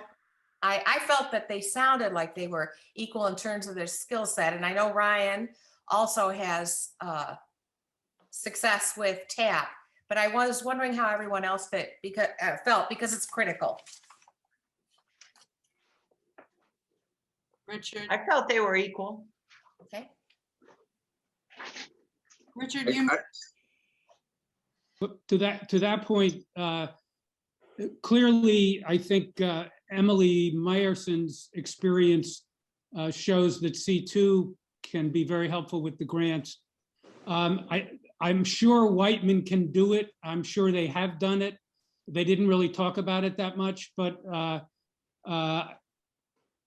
it's one thing to have an engineer that can write a grant. It's another thing to have somebody who seems like Emily has, who's been on the other side of it, and she really knows what the grant coordinators at the state agencies want and what they look for. So that's my impression. And let me just go on to say, I guess that I think, like everyone, that we're lucky we've got two very qualified firms. I think either one will do a good job. I probably lean towards C2 because I felt their proposal and their presentation was tailored a little bit more to our specific situation. They paid a little more attention to some of the details of what we were looking for, and our situation as a tourist town. To Cindy's point, I mean, they're based in Grand Rapids. That's pretty West Michigan, and they're doing a lot of work in the northern, northwest part of the Lower Peninsula, up around Traverse City, et cetera. So, I also thought their presentation today was a little bit better organized and focused. So that's kind of where I'm leaning. Yeah. Go ahead. Yeah, I'm kind of, thank you, Richard. That kind of expresses some of the thinking that I've had. Their presentation was more focused and organized for sure. So I'm tipping in that direction as well. Anyone else? Craig, did you want to weigh in again? No, I'm good. I was just going to kind of speak to what Jerry had been talking about with kind of going overboard on the landscaping design end of things. And, I don't think there's excess money here to play with. And, if you tell them that, whoever it is, when you start the design and say, hey, we're just trying to get a functional trail here. We want it to look nice, but, we're not going for a Cadillac fix. We want the, Chevy Impala type trail, well-built and functional. And, you know, I think either one would Well, Craig, work that within remains to that be scope. seen. You know, whether it's a Buick or whatever, but Yeah. I don't want to Pick a limit brand. ourselves to saying something, this has got to be straight sidewalk. And, you know, I think aesthetics is a very, very important part of this. Right. Yeah, that doesn't mean you need to spend a lot on having a bench every couple 100 feet and, you know, street lights and, you know, fancy plantings and all that stuff. And there's a whole range of that type of thing you can go with, but, you know, that's something that usually consultants will work with you on. You tell them, give them some direction. What do you want to see? And that's what they'll do for you. And they're working for you. And you guys got a great problem, 2 consultants you can't go wrong with, I think. So Yeah, we do. flip a coin, maybe. Yeah. If I could weigh in just for a second, Go ahead, Jeff. just to reiterate, I think Richard's comments on Emily at C2, she I thought was a differentiating factor, not just her experience with grants and her, you know, background with the Natural Resources Trust Fund, but as community planner, you know, I'm thinking of, you know, the questions we have in terms of, you know, how does this committee work? You know, how do we structure ourselves? I thought I would give C2 a little bit of the advantage on that aspect, although admitting it's extremely difficult choice. I did like Mickey's straight talk about point people. I really admire that in people. You know, if they just tell you what you want to hear, or they're afraid to speak, you know, within reason, that's not always good. But I still think I'm leaning towards C2 for reasons that have already been stated, including Emily's experience. Yeah, I'm going to agree with you, John. As chair of this committee, that's one of the things I really have grappled with is, you know, we really are trying to do something that most of us have not done. And when it gets to these agreements and the interlocal and how to pay the engineer, and I mean, it gets really complicated. And I am looking for a partner. I'm looking for somebody who's done this before and feels comfortable walking into a situation like this. I think they're both capable, definitely, but I also am leaning a little bit towards C2 because of that community planner piece, because how prepared they were, and also that connection with public safety. That's a real plus for me because that's top of mind. So that's kind of where I'm at. Madam Chair? Yes, Ryan. Hi. Great discussion, important discussion, because it's an important decision that you all are going to be making today, likely. If you are ready, staff has prepared a spreadsheet which would allow the committee to go around and rank 1 and 2. And I would recommend, you know, based on that outcome, maybe you have some more discussion, but if you have a clear front runner, maybe you've made your decision, you can move forward with your action for today. And I'm not trying to rush the discussion, just trying to offer some structure if you'd like it. I don't want to take up everybody's whole afternoon, so let's go ahead and move to that. And I get to be first. I think I'm going to rank C2AE first and Whiteman second. Rester? Yeah, same for me. Marcy? Let me ask Craig just a quick question, because Craig, you guys are great to work with. So I know you wouldn't have any problem with either team, and you're pretty, you praised both of them. Does it add a lot of work when you are getting to know a new group that you haven't worked with?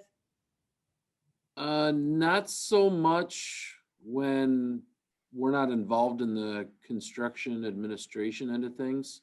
So a lot of times we'll have a consultant just do the design, and then our staff will handle the construction part of it, you know, the inspection and that type of things. That can get a little more difficult if they do plans different than how we're kind of used to them and how they're structured, you know, finding what we're looking for as far as the information and, you know, marking things out and type stuff like that. In this situation, I don't think that would be too big of an issue for us. Either way, you know, I'm sure they do, each has their own style, everybody does. One's not right, one's not wrong, but we could work with either one just fine. Sorry, I guess I didn't help clarify anything for you, but. Just wanted to make sure. I was impressed with Susanna, but I was impressed with Emily's development of relationships with those funders. That is so key in grant writing and her level of experience. So I'm going to rate C2AE number 1 and Whiteman number 2. Husband. Muted, sorry.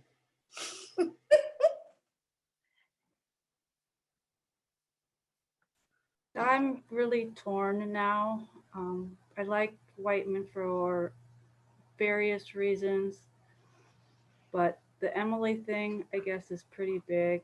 And I think she might be able to draw in more community input than we could get with Whiteman. And that's one of the things that people complained about in Douglas, that there wasn't community input into the final design. And I think that Emily would do a better job on that. So I'm going to go C2AE1, Whiteman 2.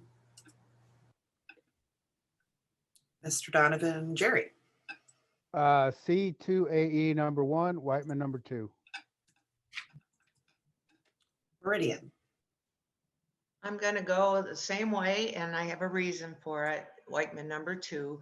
I think they're so neck and neck. Either one would be wonderful. And the reason I'm going to go with C2AE is because in the original Marcia form, I studied those engineering drawings and stuff very well, and I put Whiteman my 4th choice and C2AE my 1st. So now that I've seen Whiteman, I certainly would have raised my opinion of them, but since it's so hard to decide, I just think that C2AE has the edge because they were so clear on the engineering part and the drawings and the other study I did that I would like to stick with them as my number 1 choice. Adams? I go with C2AE as number 1, Whiteman number 2. Very, very close, so very close. And Richard Donovan. Far be it from me to disagree with this august group. So for the reasons previously stated, I will go as well with C2 first.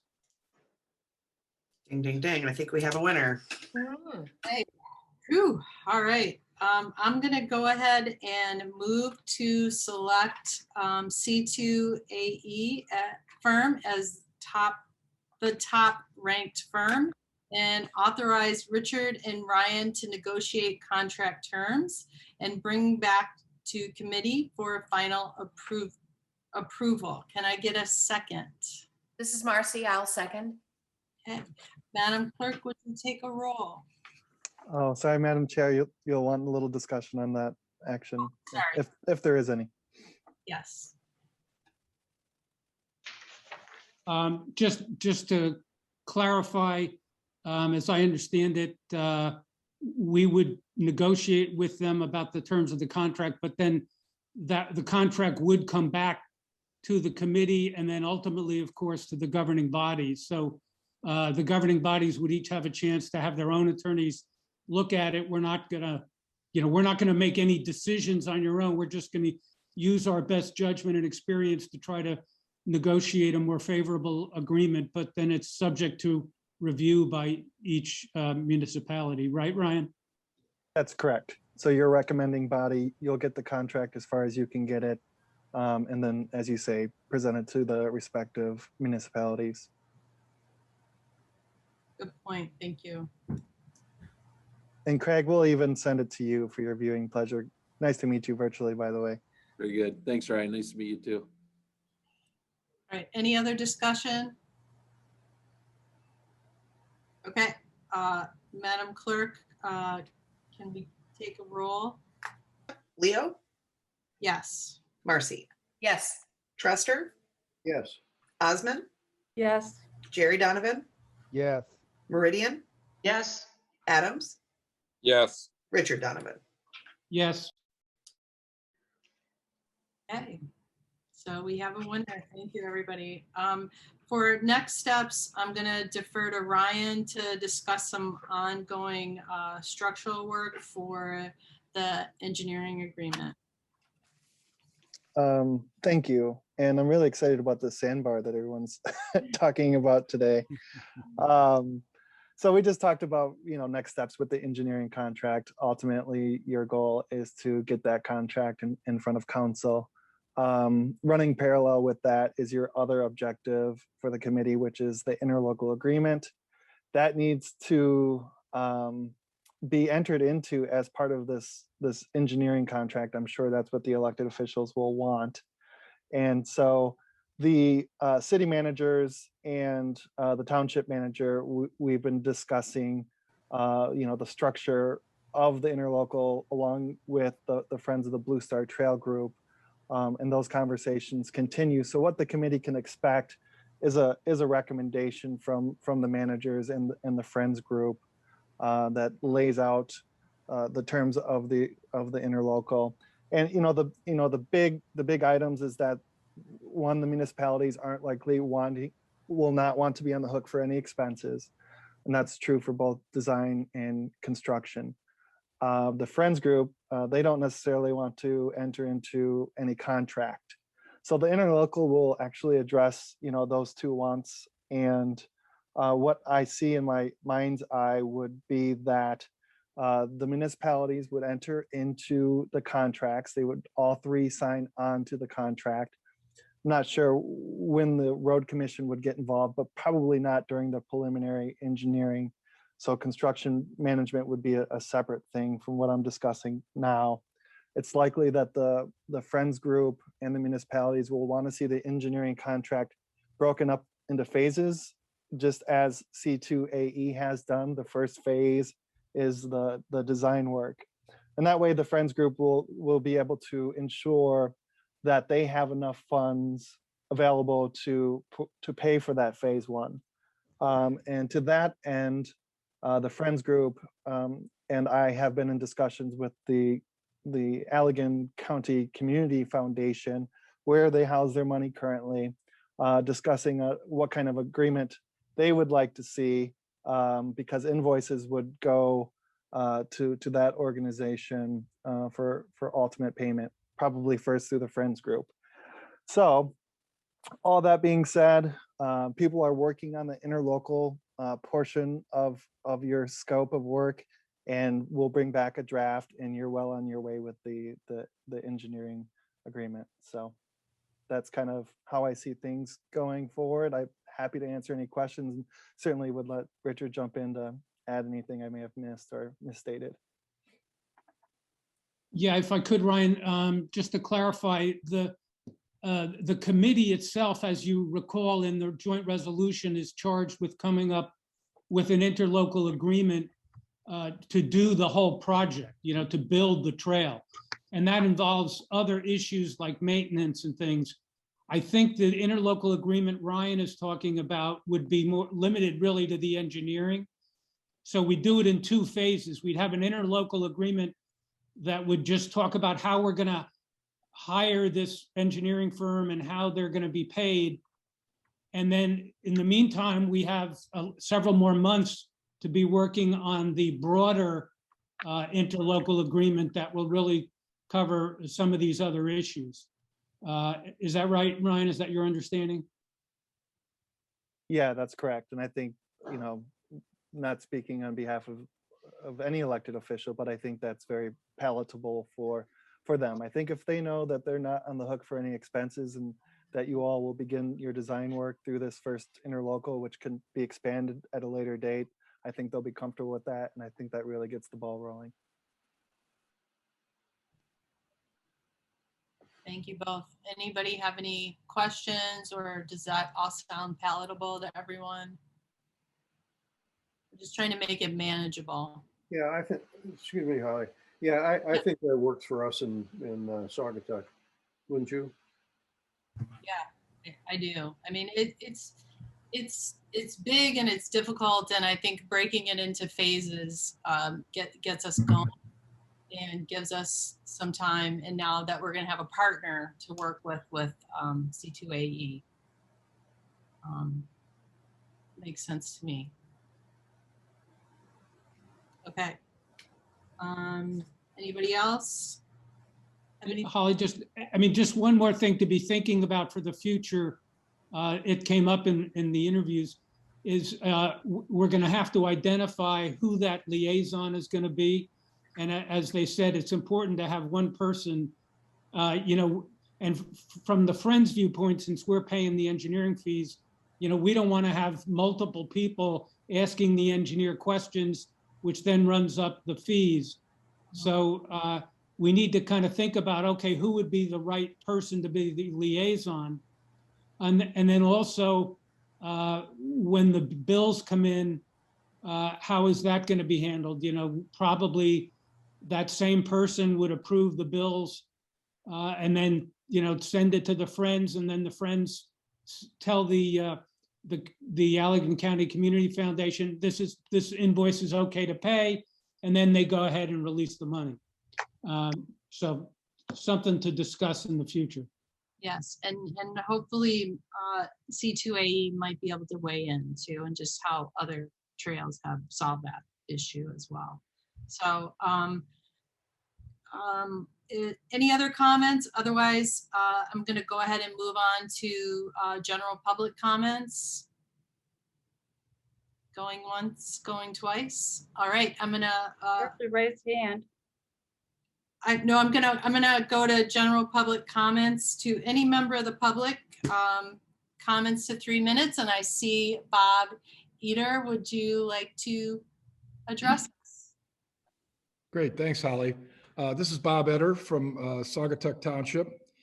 First of all, I want to give kudos to the committee for the good and important work you folks are doing. I really appreciate it.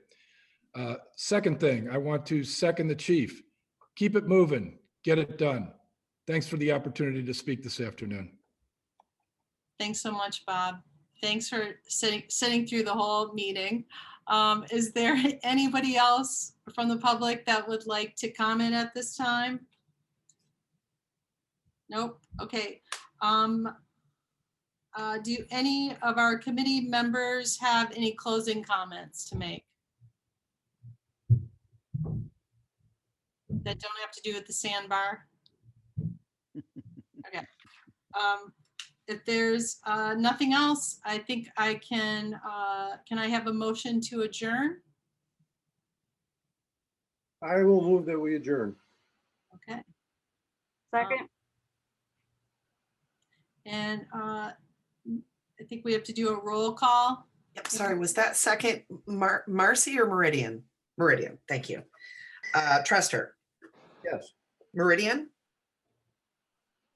You're muted, sorry. I see you moving, but technically you're supposed to say it. Sorry. Yes. Marcy? Oh, Yes. Osmond? Yes. Jerry Donovan? Yes. Adams? Yes. Richard Donovan? Yes, thanks. And Leo? yes. Just for the interest of everybody and the sandbar issue, I just spoke with Pete and he hopes to open, but currently has no plans to do so. In the meantime, sorry we to do say. in the meantime, we do have, Circulating petitions. But you can get a to-go cocktail and walk around town with it from the butler. Well, I just want to thank everybody. I know this was a really long meeting and all the engineering proposals. It was a lot of heavy lifting. It was a big task of very busy people. And I'm so pleased with what we ended up with. And it was an embarrassment of riches to decide between the two. So thank you very much. Happy hour. Have a great weekend. And we'll see you in 2 weeks. Good work, Holly. Bye.